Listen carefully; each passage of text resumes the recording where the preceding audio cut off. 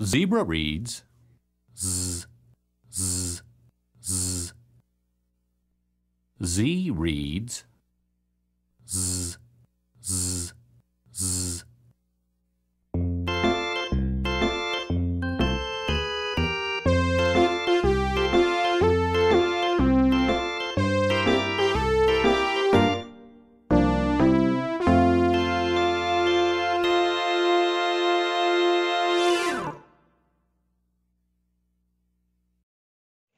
Zippy Zebra.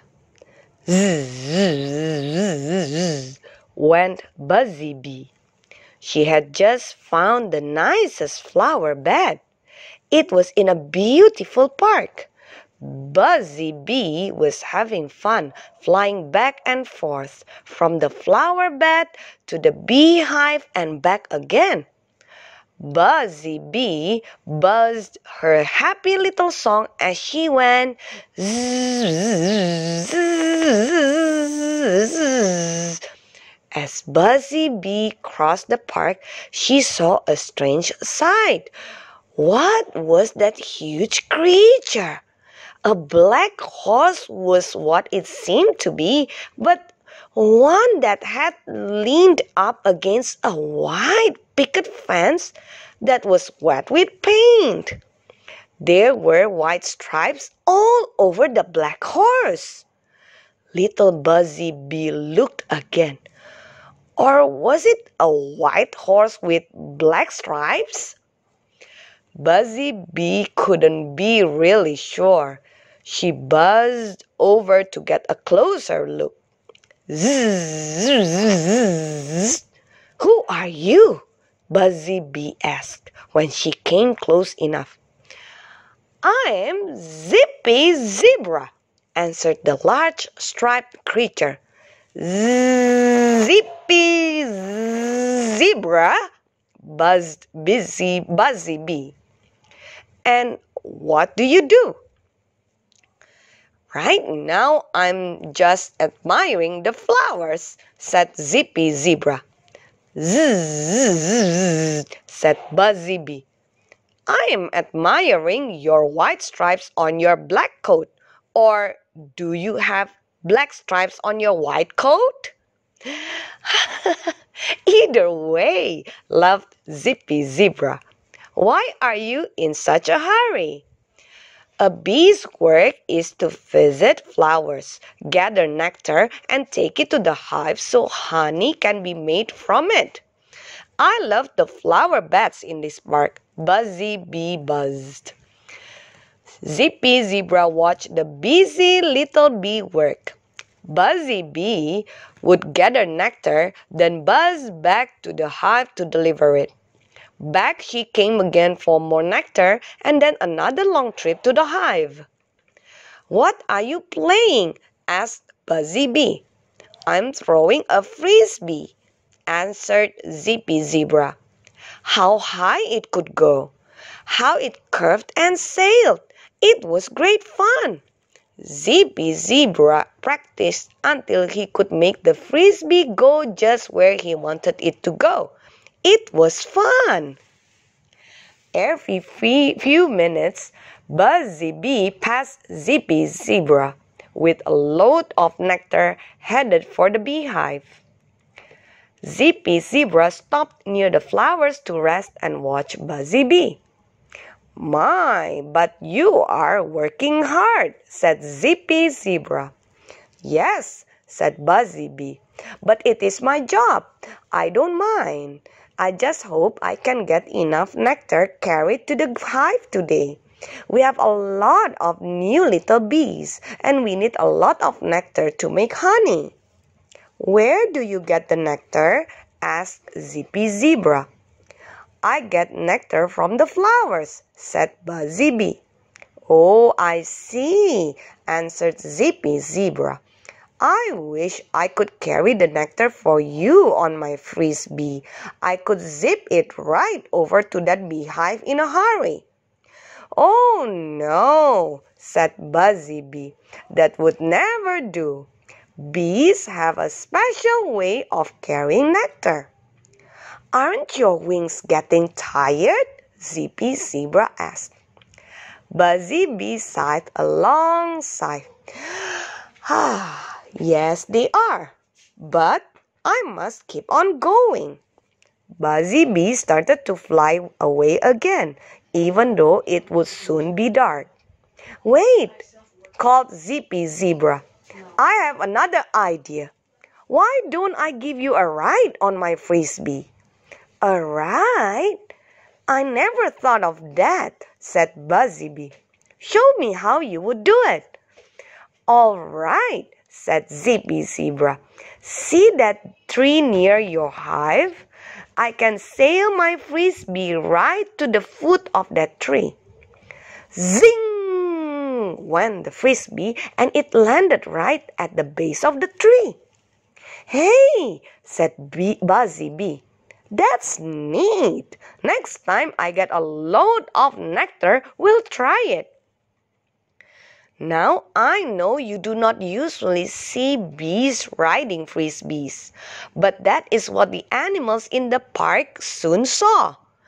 Zippy Zebra threw the frisbee very, very gently and carefully.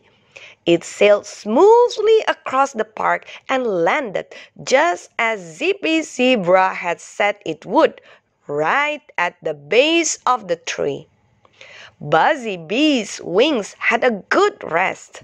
She flew quickly to the hive, deposited her nectar, and began to gather a new load. How quickly the work went when two friends were sharing it. It was more fun too. It always helps to have other people working with you. That is why God has made us different, so we can do different kinds of jobs. Bible story. Joseph was a very special boy. He was born into a big family. He had 10 older brothers and 1 younger brother. His father made him a coat of many colors because Joseph was his favorite son. Joseph's brothers hated him because of this. They could not say anything pleasant to him. Joseph had strange dreams. Once he dreamt he was a ruler, and his brothers bowed to him. God was giving Joseph these dreams because that was God's plan for Joseph's life. When he told about his dreams, his brothers became even angrier at him. One day, when the older brothers were away from home working with the sheep, Joseph's father said, "Go and see how your brothers are and how the flocks are. Then come and tell me." When Joseph's brothers saw him coming, they began to make fun of him. "Here comes the dreamer," said one. "Let's kill him," said another. "We could throw his body into a pit somewhere." "What would we tell our father?" another said. "You know how much he loves Joseph." "We can say that some wild beast ate him." One brother, Reuben, said, "No, let's not kill him." He was trying to think of something to save Joseph's life. "Let's just throw him in this old dry well." Reuben thought that later he could come back and get Joseph out. When Joseph arrived, they grabbed him, took off his coat of many colors, and threw him in the dry well. Then the brothers sat down to eat. They looked and saw that a camel train was coming. One brother, Judah, said, "It won't do us any good to kill Joseph and have to hide the blood. Let's sell him to the camel train that is coming." So they pulled Joseph out of the dry well and sold him for 20 pieces of silver. He was carried off to Egypt. The brothers thought that would be the last they would see him. Reuben came back and found Joseph gone. Reuben knew they would have to tell their father something. They decided to kill a small goat, put blood on the coat of many colors, and show it to their father. "Where is Joseph?" asked their father. "We found this coat. Is it Joseph's?" "Oh," the father cried, "my son Joseph is dead." Joseph's father thought Joseph had been killed by a wild animal. But Joseph was in the country of Egypt, slave to the man who was captain of the king's armies.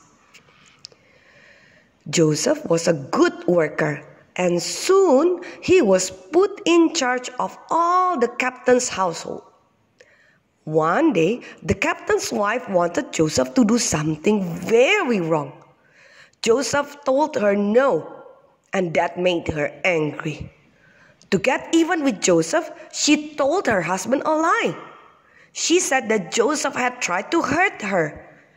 Her husband believed her and put Joseph in prison. Still, the Lord was with Joseph. Soon Joseph was placed in charge of the whole prison. One day, the king had a dream that he did not understand, and he was troubled. His butler had once been in prison with Joseph and remembered that Joseph could interpret dreams. The butler told the king about Joseph. The king sent for Joseph. The king's dream, which Joseph interpreted, meant that there would be 7 years of good crops and then 7 years of very bad crops. Then there would be almost nothing to eat. The king put Joseph in charge of all the food crops. During the 7 good years, Joseph saved food so that there was enough to eat during the 7 bad years when there were no crops. Joseph became the most important man in the country of Egypt, except the king. Back at home, Joseph's father, Jacob, and his family ran out of food. Finally, their father said to the brothers, "I have heard they have a new ruler down in Egypt who has stored extra food. I want you to go and buy some food, so we will not starve to death." Jacob didn't know the new ruler was his own son, because Joseph had been given an Egyptian name. When the brothers came before Joseph in Egypt, he recognized them instantly, but pretended to think they were spies. "You didn't come for food," he said roughly. "You are spies." He put them in prison for 3 days. They hadn't recognized Joseph, but they thought God was allowing this to happen because of their sin in selling Joseph as a slave long ago. When Joseph heard his brothers talking, he realized they had repented of what they had done to him. Joseph went away and cried. When Joseph came back to talk with them, he still pretended that he thought they were spies. Their father said, "You've lost my son Joseph and my son Simeon. Now you want to take Benjamin?" Finally, their father let them go. They were taken to the governor's beautiful house for a feast with Joseph. Still, they did not know he was their brother. When Joseph saw his youngest brother, he began to weep and had to hurry from the room for a time. Still, Joseph was not ready to tell his brother who he was. As they got ready to leave this time, Joseph not only put their money in the sacks of grain, but he also put his own silver cup in Benjamin's sack. Then Joseph sent a servant to search their sacks. The brothers were accused of stealing the cup. The servant insisted that Benjamin had to come back. So all the brothers fearfully returned. This time the brothers knew that God was punishing them for their past treatment of Joseph. Judah told Joseph the whole story, not knowing he was speaking to his brother. Joseph had to leave the room once because he was crying. Finally, he sent out all the Egyptians and said, "Come near to me. I am Joseph, your brother, that you sold into Egypt. Now don't be angry with yourself that you sold me. For God sent me here to save lives. It was not you who sent me here, but God. He has made me like a father to the king. I am a ruler in the land. Hurry and go to my father and tell him that I want all of you to come back and live with me.